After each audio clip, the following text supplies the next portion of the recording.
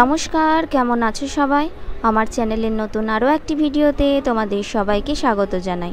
সকাল এখন 4:45 মতো বাজে। এই যে ভাইজির সঙ্গে এখন বসে ওদের বেড়াতে যাওয়ার গল্প শুনছি। ওদের বাড়ি ফেরার কথা ছিল রাত্রি 1টা থেকে 1:30টার মধ্যে, কিন্তু ট্রেন ছিল 7 ঘন্টা লেট।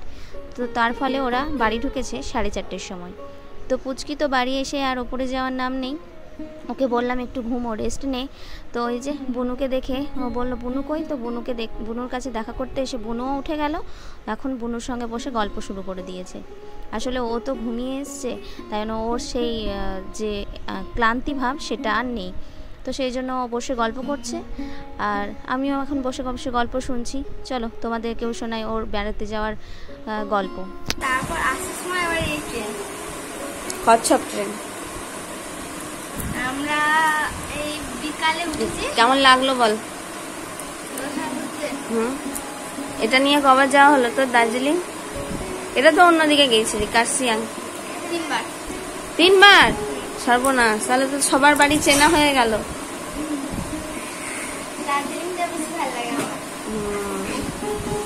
দেখো এখন বাজছে 4:49। ওরা ঢুকবে বলেছিল 10টা, প্রথমে বললো 10:30টা, তারপরে হলো 1:30, তারপরে এখন ঢুকলো 4:30টার সময়। ট্রেনেই ঘুম হয়ে গেছে বলছে। আর তুই কি বার করছিস? ব্রাশ তো ওখানে নেই, ব্রাশ তো ওই সাইডে। রায় উঠে পড়েছে, বললাম উঠে পড়।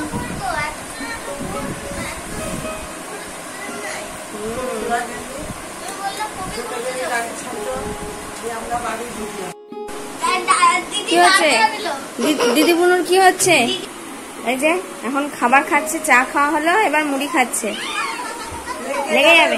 এই রায়, আমরা তো সকাল সকাল উঠে গেছি, চল এখন ট্রেনের টাইম আছে, চলে যাই।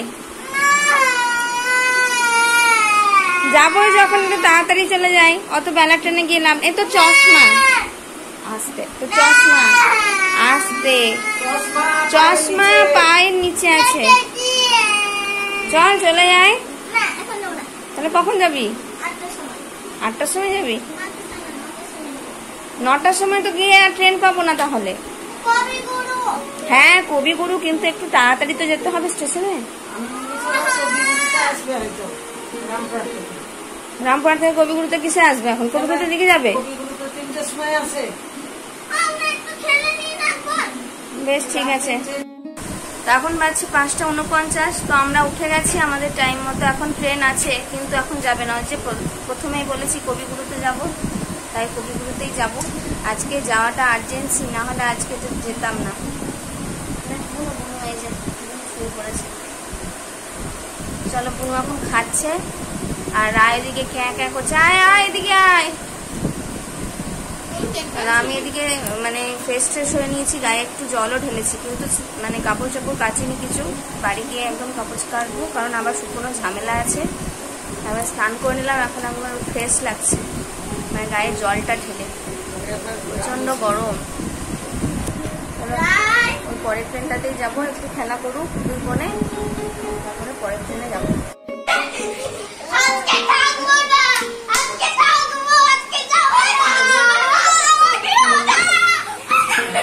যা যা, আজকে পোলা মাংস হবে।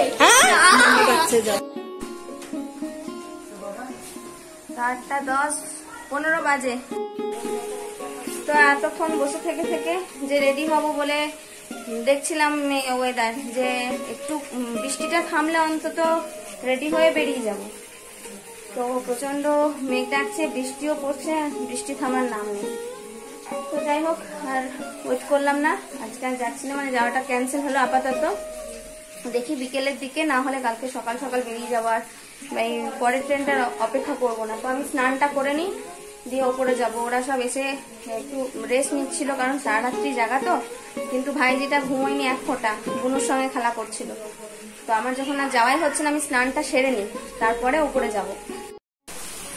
তো আমার স্নান হয়ে গেছে, কাপড় চাপড় কেটে নিয়েছি, ভেতরেই মিলবো আজকে, বাইরে মেলা যাবে না। দেখাচ্ছি তোমাদের। এই যে বৃষ্টি পড়ছে, আর এই যে আমার কি আনন্দ, আজকে পোলা মাংস হবে। আর এই দেখো, আমি বলেছিলাম না আজকে যাবো না, দেখলাম সত্যি ওই যে বৃষ্টি পড়ছে, মেঘও ডাকছে। আর এটা নতুন একটা চকলেট। চলো কোন চকলেট? জামা কাপড়গুলো এই ভেতরে তারে মিলে দিই। ওই দেখো কেমন মেঘ ডাকছে, দেখতে পাচ্ছ, শুনতে পাচ্ছ কেমন মেঘ ডাকছে? এই যে জামা কাপড় এখানে মিলে দিলাম। বাপরে প্রচন্ড জোরে মেঘ ডাকছে। আর এই যে তুই ওই নিচে স্কার্টটা পরলি কেন? বৃষ্টিতে ভিজে যাবি না? এই দেখো আমার জন্য কি এনেছে, চাদর। এই যে গিফট চলে এসছে, দাদারা দার্জিলিং থেকে গিফট এনেছে, পরে দেখাচ্ছি তোমাদের। তো এখন দেখি টিফিনের দুপুরে কি হবে, কাটাকুটি করি। আমাদের টিফিন করা কমপ্লিট। টিফিনে আজকে হয়েছিল কুমড়োর তরকারি। তারপরে মা মেয়ে দুজনে মিলে বসে পড়েছি রান্নার জোগাড় যন্ত্র করতে। রান্না অনেকটাই এগিয়ে গেছে। আর এখানে মা এখন কাঁকুরের শাক কাটছে। এটা খেতে না ভীষণই ভালো লাগে, দাদা এনেছে। তো আজকে পোলাও আর মাংস হবে। আর বাবার জন্য তো এমনি নিরামিষের ভাত হবে, নিরামিষের সবজিপাতি হবে, কিন্তু দাদা এনে বললো অল্প একটু করো, কারণ এটা খেতে সবারই, আমাদের এখানে সবারই কম বেশি ভালো লাগে। কিন্তু আমাদের ওখানে আবার এই শাকটা এখন, মানে এই শাকটা আমার বিয়ে হওয়ার পরে তো কোনোদিনও ঢোকেনি বাড়িতে। আসলে যেখানে আমরা সবজি বাজার কিনতে যাই সেখানে এই শাকটা আনে না ওই দাদা। আর এই সমস্ত শাক মানে ভ্যারাইটির শাক কিনতে গেলে ওই বড় বাজারে যেতে হয়, তো ওখানে তো যাওয়া হয় না। তো মা এখন একটু কাটছে, আর মা কিভাবে রান্না করছে এটা দেখে নেব। আর আমি না একটু শাক এখান থেকে নিয়ে যাব বলেছি। তো আর আমি ওদিকে বাছছি মাটন হবে আজকে। আর ওদিকে মায়ের অনেক মানে কম বেশি অনেকটা রান্না এগিয়ে গেছে, যেমন নিরামিষের সবজিপাতি হয়ে গেছে, পোলাও হয়ে গেছে, ভাত হয়ে গেছে, এখন শুধু মাটন বাকি আছে আর এই শাকটা। তো শাকটা করতে বেশিক্ষণ সময় লাগবে না, কিন্তু মাটনটাতে একটু টাইম লাগবে, কারণ যেহেতু আজকে মাটনটা আনতেও অনেকটা দেরি হয়েছে। আসলে দাদারা ওই 4:30টার সময় ঢুকেছে, দিয়ে ওরাও ঘুমিয়ে পড়েছিল। তো এখন বাজছে 1:11, আর আজকে রান্না বান্না এখনো হয়নি, মানে নিরামিষ পদগুলো সব হয়ে গেছে, এবং আমিষ পদ একটা হচ্ছে, মাটনটা হচ্ছে। কারণ আজকে রান্নাবান্না একটু চাপাতে একটু দেরি হয়েছে। তো মাটনটা যদি না হতো তাহলে রান্না কমপ্লিট। এবার মাটনটা হচ্ছে বলে এখন, কারণ মাটনটা হতে এখন অনেকটাই, বেশ খানিকটাই দেরি, কারণ মাটনটাই চাপাতে অনেকটাই দেরি হয়েছে। আর সব এদিকে ভাত হয়েছে পোলাওয়ের সঙ্গে, কারণ বাবা বললে একটু ভাতও খাবে।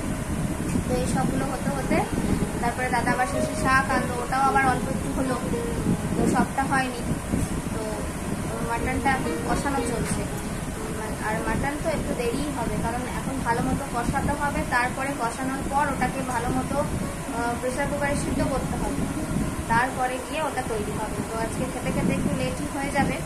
তো এদিকে বাবা যদি খেতে চায় তাহলে বাবার কোনো ইয়ে নেই, বাবার রান্নাবান্না হয়ে গেছে। তো কী রান্না হচ্ছে তোমাদের, মানে কী রান্না হয়েছে তোমাদের দেখাচ্ছি। আর ওদিকে দুই দিদি কোনো একবার ঝগড়া করছে, একবার ভাব নিচ্ছে, এই হচ্ছে ওদের ব্যাপার। আর ছোটরা তো বুঝতেই পারছো। তো ওদিকে এখন মাকে হেল্প করে দিয়েছে, আমি এখন বসলাম, মা এখন মাটনটা কষাচ্ছে। মাই সব রান্না করলো, আমি শুধু হেল্প করে দিলাম, এই টুকটাক হয়তো পেঁয়াজ ভেজে দিলাম, মা হয়তো অন্যদিকে কোনো কাজ করছে, এই কাজ করলাম। আর মা এখন দেখতে দেখতে এই যে পুরোনো কিছু স্মৃতি মা খুঁজে পেয়েছে, তো সেইগুলোই এখন নিয়ে এসছে। আমি দেখছিলাম, আমার পুরোনো কিছু কথা মনে পড়ে গেল। এই তো এই যে মা খুঁজে পেল কিছু পুরনো ছবি। এইটা হচ্ছে আমার বউ ভাতের সাজ। তো তোমরা যদি কেউ আমার বিয়ের অ্যালবাম দেখতে চাও তাহলে অবশ্যই তোমাদের সঙ্গে শেয়ার করব। তোমরা আমাকে কমেন্টে জানাবে, যদি তোমরা দেখতে চাও তাহলে আমি অবশ্যই তোমাদের সঙ্গে শেয়ার করব। তো এটা হচ্ছে বউ ভাতের সাজ, আর এটা হচ্ছে রায় হবার পর আমাদের প্রথম বছর বিবাহবার্ষিকীর ফার্স্ট গিফট, সেকেন্ড গিফট। আর এই যে আমাদের রায়সোনা তখন কত মাসের তখন আমি রায়কে হতে এসেছিলাম এখানে। এটা আমার বাপের বাড়ির ছবি, এটা রায়কে হতে এসেছিলাম। তো আমাকে তো মানে তখন নিয়ে যাওয়া হয়নি, ওটা 6 মাস মনে হয়, 7 মাসে নিয়ে যেতে হয়। তো এটা মনে হয় 3-4 মাসের ছবি, এই যে রায়সোনা। আমার দাদা যখন বিয়ে করতে যাচ্ছে, এটা হচ্ছে আমাদের স্যার দাদাকে সাজাচ্ছে, ধুতি পাঞ্জাবি পরানো হয়ে গেছে, এখন চন্দনের ফোঁটা দিয়ে সাজাচ্ছে, দাদা বিয়ে করতে যাবে। দাদার বিয়ে আমার বিয়ের আগেই হয়েছে। এই ছবিগুলো মা দেখছিল, আমারও হাতে পড়লো, বেশ ভালোই লাগলো, অনেক কিছু মনে পড়ে গেল এক ঝটকায়। চলো ওদিকে মা রান্না বান্না করুক, শেষ করুক, তারপরে তোমাদের সঙ্গে শেয়ার করব কী কী আজকে রান্না হয়েছে। তো রান্নাবান্না এদিকে কমপ্লিট, কুকারটা কিন্তু এখনও খোলেনি। তো যাই হোক, এদিকে খাবার রেডি করতে করতে কুকারও খুলে যাবে। মাটন তো একটু প্রপারভাবে সেদ্ধ না হলে খেতে ভালো লাগে না। আর বাবার ওদিকে খাওয়া হয়ে গেছে, বাবা যেহেতু নিরামিষ খাবে, তো সেই জন্য আগেই খাওয়া হয়ে গেছে। তো চলো আজকে লাঞ্চের মেনু তোমাদের দেখাই। এখানে হচ্ছে সাদা ভাত, ভাতটা এতটা পরিমাণেই মানে সাদা হয়ে গেছে, তো এখানে ফোনে ফোকাস মারছে ক্যামেরাতে, তো সেই জন্য 2-3 বার করে দেখাতে হচ্ছে।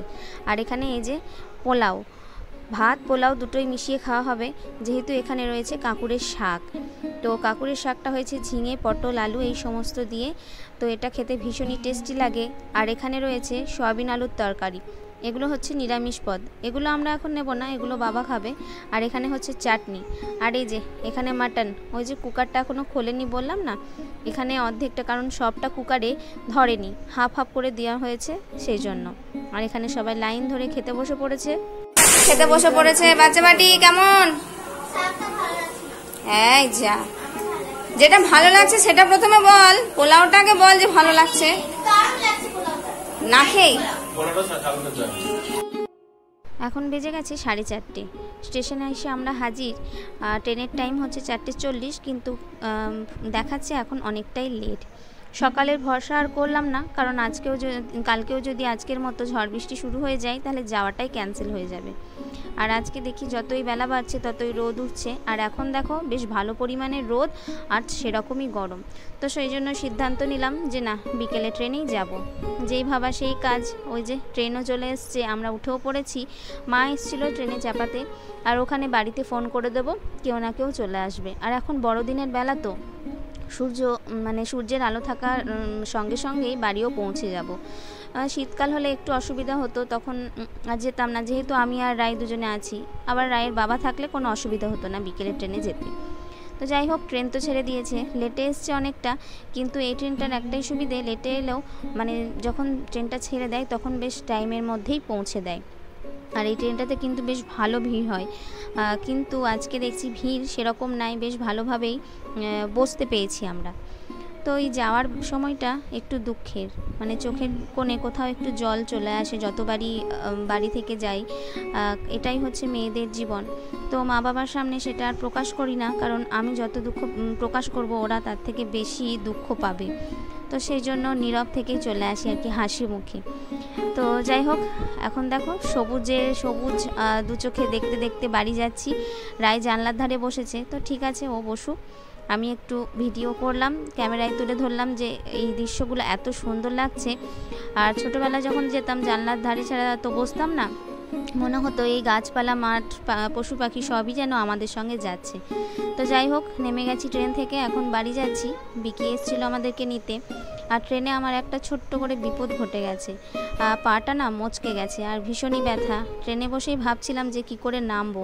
তো যাই হোক, মনের সাহস নিয়ে নেমেছি ট্রেন থেকে, এখন বাড়ি গিয়ে একটু রেস্ট নিই। তো চলো, ভিডিওটাও আজকে এখানে এন্ড করছি।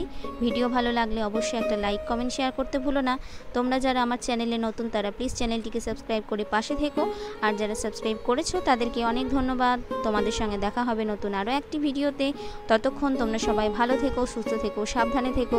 লাভ ইউ অল অ্যান্ড টাটা।